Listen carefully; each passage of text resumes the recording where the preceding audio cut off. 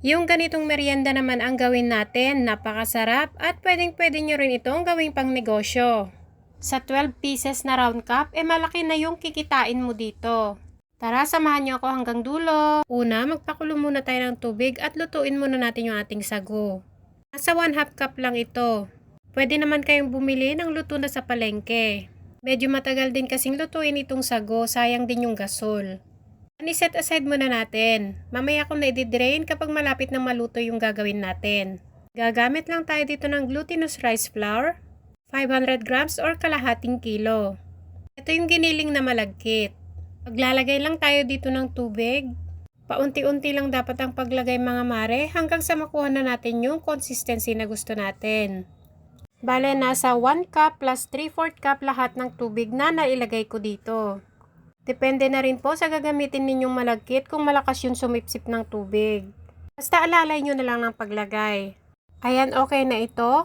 Gagamit lang ako dito ng 1 tablespoon ng pang-isko para pantay-pantay lahat yung ating gawa. At syempre, gamit ang ating malinis na kamay, bibilugin lang natin ito. Then, i-flatten lang natin siya sa ating mga palad. O diba, ganyan lang siya kadaling gawin. Naglagay din pala ako ng design sa gitna, bali na sa 36 piraso lahat yung nagawa ko dito. Set aside muna natin dito sa kawali, magtotos muna tayo ng sesame seed. Kapag medyo light brown na siya, iset aside lang muna natin. On the same pan, nagpakulo na rin ako ng tubig.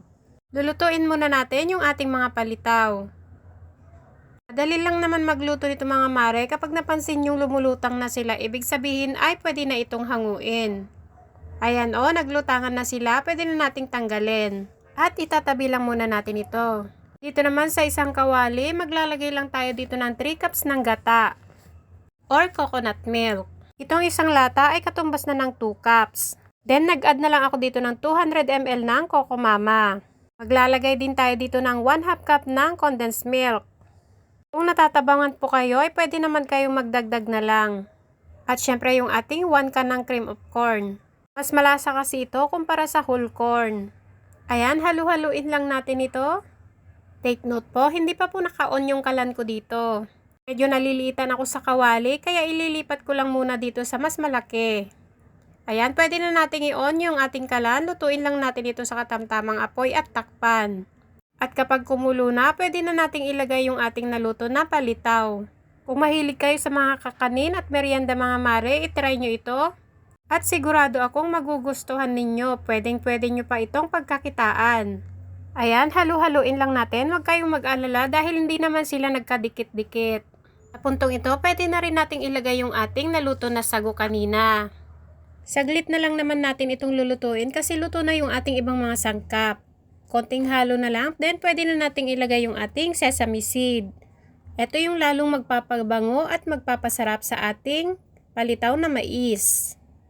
Yung full ingredients natin, ilalagay ko na lang ulit sa dulo ng ating video. At kung nagustuhan mo ang ating merienda recipe ngayon, pwede pong pa-like and share din. Mag-comment po kayo sa baba kung taga saan kayo para ma-shoutout ko po kayo sa susunod ng ating video.